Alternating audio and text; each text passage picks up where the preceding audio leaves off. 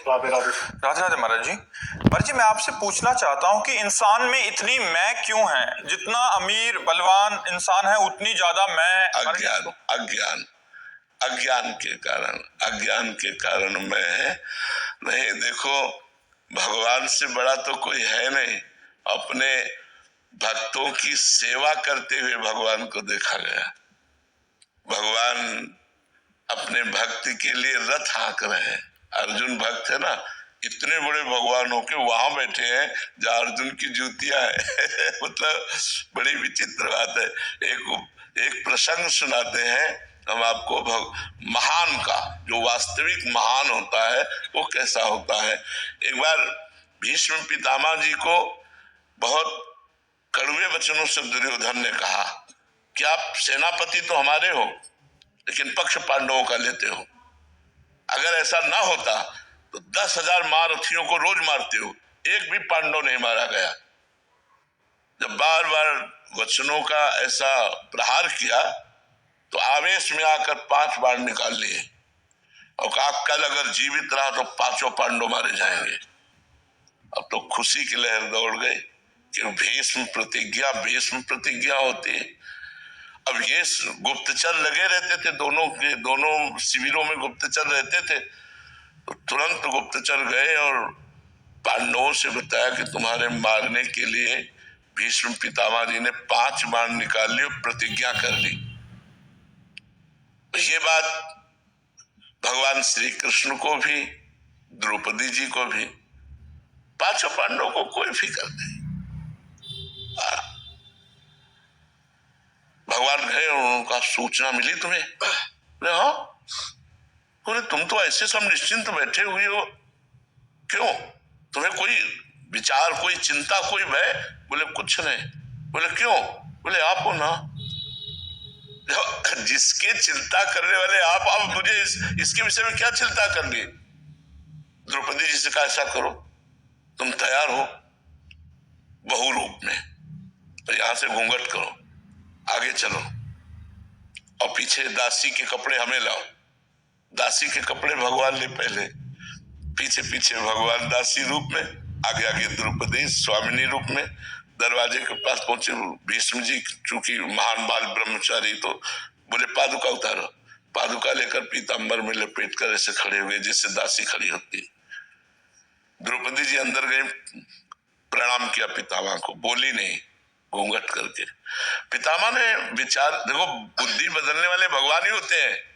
पितामह ने विचार किया अभी दुर्योधन गया हमसे प्रण करवा के, तो उसकी पत्नी आई होगी आशीर्वाद लेने, तो उनका सौभाग्यवती हो। तो द्रौपदी जी ने पर्दा हटाया और कहा वह बात सत्य माने या यह बात सत्य माने आपकी?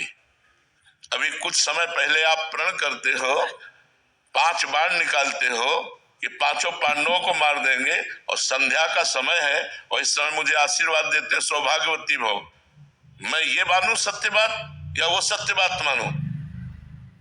भीष्म जी के होश उड़ गए। बोले वो कहा जो तुम्हें हाल आया है क्योंकि जान गए कि मुझे चक्कर में फंसा दे, इसका मतलब वो है। वो कहा है? उतरे और दरवाजे पे देखा तो दासी वेश में। तो एक आवेश आया गुस्सा का, और ऐसे ऊपर का वस्त्र पकड़ा, ऐसे खींचा और कहा तो जूतियां देखी दो। भीष्म जी अवाक रह गए। ध्येयम सदा परिभवनम अभीष्ट दोहम तीर्थास्पदम शिव विरंचनुतम शरण्यम प्रत्यार्थिहम प्रणत पाल भवादिपोतम वंदे महापुरुष ते चरणारविंदम। शिव ब्रह्मादि जिनकी चरण वंदना करते हो, द्रौपदी की जूतियां, उनका बेटी जिसका रक्षक ये है तुम्हारे पतियों का बाल बांका भी नहीं हो सकता, जिसका ये रक्षक है उसको कौन मार? तब कहा प्रभु आपने मेरी प्रतिज्ञा टलवाई, और आप जब महाभारत का संग्राम प्रारंभ होने वाला था तो आपने प्रण लिया था मैं अस्त्र नहीं गाऊंगा, कल मैं आपका प्रण तोड़ूंगा। आज आपने मेरा प्रण तोड़ा है, कल मैं आपका प्रण तोड़ूं। भगवान ने कहा भक्ति के लिए अपना प्रण तोड़ना मुझे सहज है, भक्ति के लिए अपना प्रण तोड़ना मुझे, अपनो प्रण विसार भगत को पूरो प्रण निभाओ। वही हुआ, दौड़ पड़े भगवान रथ का पहिया लेकर के भीष्म पितामह को मारने के लिए। जब अर्जुन के ऊपर बाणों की बौछार कर दी, तो इतने महान भगवान हो करके देखो कैसे अपने भक्तों के लिए कैसे।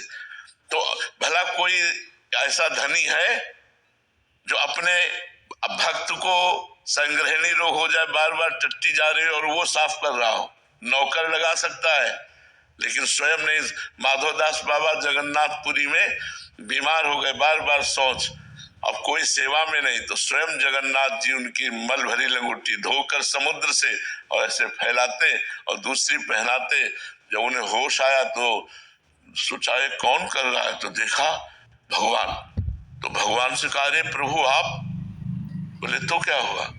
बोले प्रभु आप अनंत सेवक, अनंत ब्रह्मांड आपका, और आप सेवा करो। तो बोले तुम्हारे को ये पता होना चाहिए कि जो मेरा भजन करता है और मेरे सिवा जिसका कोई नहीं होता, तो मैं स्वयं उसकी सेवा करता हूं, अपने कर कमलों से स्वयं सेवा करता हूं। तो ये जो अज्ञान है, इसके कारण अहंकार ने कौन धनी, लक्ष्मीपति से बढ़कर कौन धनी है, भगवान से बढ़कर कौन धनी है? केवल कोरा अहंकार है, अज्ञान के कारण कुछ नहीं है। मरोगे तो क्या लेके जाओगे? और धन है तो शराब पी रहे हो, मांस खा रहे हो, व्यभिचार कर रहे हो, अहंकार और हिंसा करा रहे हो। इसका दुर्गति जो नरक में भोगनी पड़ेगी उसका तुम्हें ज्ञान नहीं है। और अगर धन है तो साधु सेवा कर रहे हो, गौशाला खुलवा रहे हो, अस्पताल खुलवा रहे हो, दूसरा तुम्हारा स्वर्ग आदि जाने का काम बन जाएगा। राधे राधे महाराज जी। महाराज जी, हम रामकृष्ण मिशन से दीक्षार्थ हैं और वहां के साधिका हैं। महाराज जी, मांडूक्य उपनिषद में कहा गया है कि जागृत, स्वप्न और सुषुप्ति ये तीनों मन का संपादन मात्र है। महाराज जी, मन की शुद्धि नाम जप करना है, मन की गति का शांत होना श्वास की गति और निष्कामता से आएगा, लेकिन ब्रह्म स्वरूप हो जाएगा, मन ब्रह्ममय हो जाएगा। आप इसको, तो मन एक दर्पण है, तो दर्पण के सामने जो बिंब होता है वही प्रतिबिंब बनता है। तो दर्पण के सामने अगर हमने पार्थिव शरीर रख दिए तो मन पार्थिव चिंतन करेगा, और अगर उसमें हमने ब्रह्म रख दिया तो ब्रह्म का स्वरूप उसमें झलकने लगेगा। मन दर्पण की तरह है, वो मलिन हो गया है, उसको स्वच्छ कीजिए, तो उसके साथ उसको बार बार ब्रह्म चिंतन करवाइए तो ब्रह्म स्वरूप हो जाएगा। ब्रह्मविद ब्रह्मई भवति, जो ब्रह्म को जान लेता है वो ब्रह्म स्वरूप हो जाता है। तो मन का स्पंदन ठीक खत्म हो जाएगा, मन अमना हो जाएगा, मन ब्रह्म स्वरूप हो जाएगा। जब हमारा इस कोटि का चिंतन हो कि तीनों शरीर, स्थूल सूक्ष्म कारण, तीनों शरीरों का स्मरण न रह जाए, जागृत स्वप्न सुषुप्ति तीनों समान हो जाए, तुरीय अवस्था को मन प्राप्त हो जाए, तो ब्रह्म स्वरूप हो जाता है। अब इतनी साधना कठिन करना गुरु कृपा से ही हो सकता है, नहीं तो हम लोग फंसे हुए हैं देह में और बात करते हैं बहुत ऊंची। तो हमें चाहिए निरंतर भजन।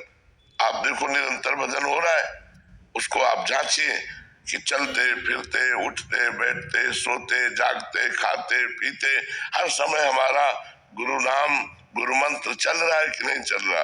बस इसको पकड़ लो, मन ठीक हो जाएगा, मन अमना हो जाएगा, मन भगवत स्वरूप हो जाएगा, मन ब्रह्ममय हो जाएगा। यही मन ब्रह्म का अनुभव कराता है, क्योंकि इंद्रियाणाम मनश्चास्मि, भगवान ने कहा इंद्रियों में मन मैं हूँ, अर्थात मन भगवत स्वरूप है, पर विषय चिंतन के कारण वो मलिन हो गया है।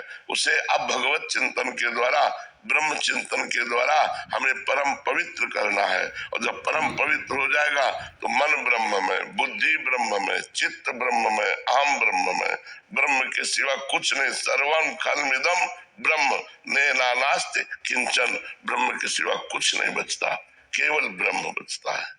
कृषांक गोहिल जी दुबई से।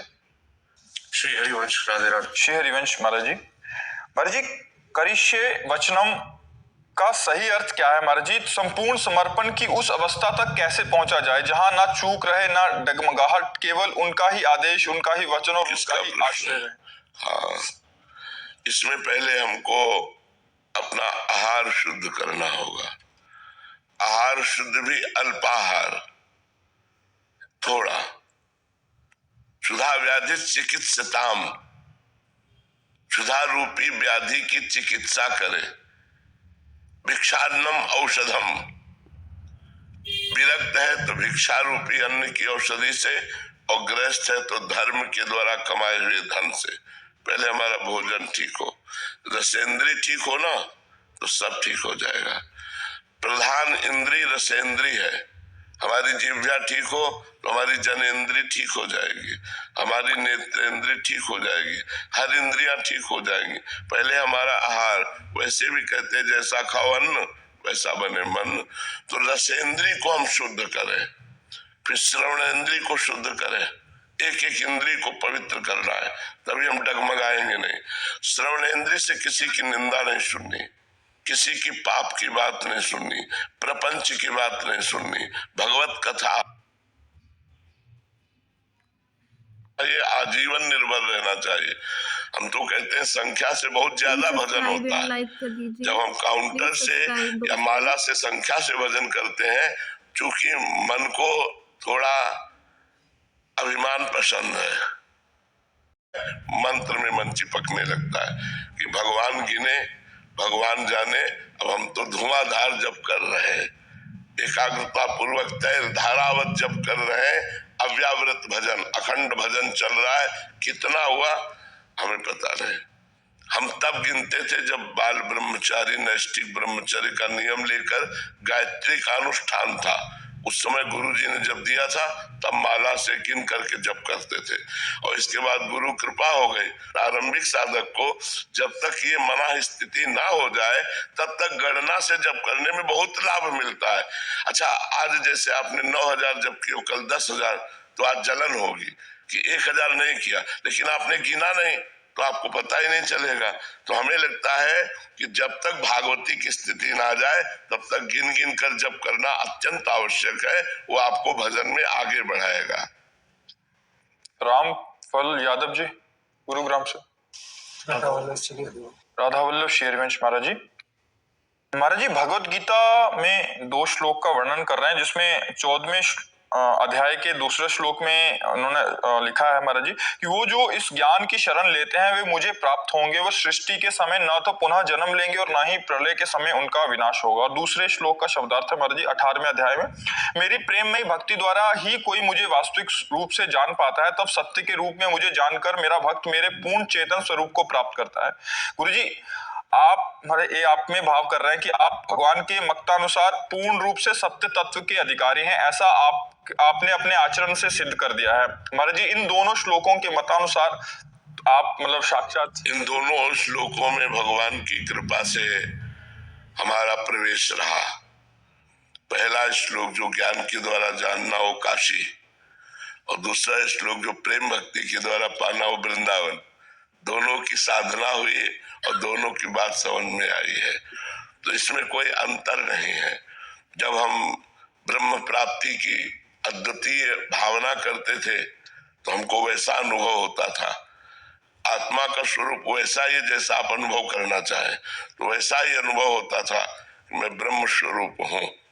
और जब भावना बनी भक्ति की, तब वही आया कि मेरी ही आत्मा प्रिया प्रीतम के रूप में है, मेरी ही आत्मा प्रिया प्रीतम के रूप में है, और उनमें तन्मयता करके मैं को खो देना।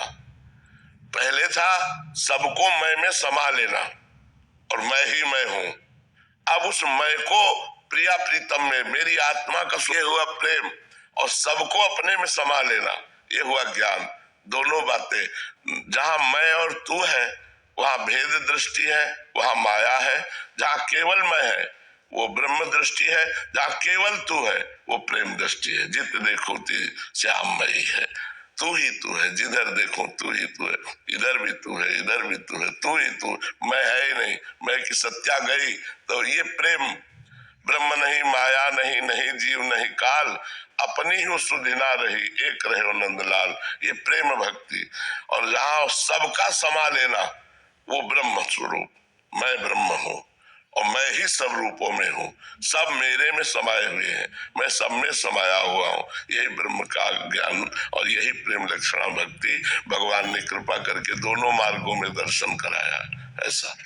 अभिषेक मणि त्रिपाठी जी श्री हरिवंश महाराज जी कई बार वाराणसी में मणिकर्णिका घाट में जाता हूँ तथा वहां पर जप करता हूँ। फिर वहां से लौटने के पश्चात मन में एक बार प्रश्न उठता है कि कहीं शमशान में जप करने से अपवित्र तो नहीं हुआ महाराज? नहीं नहीं नहीं, परम पवित्र।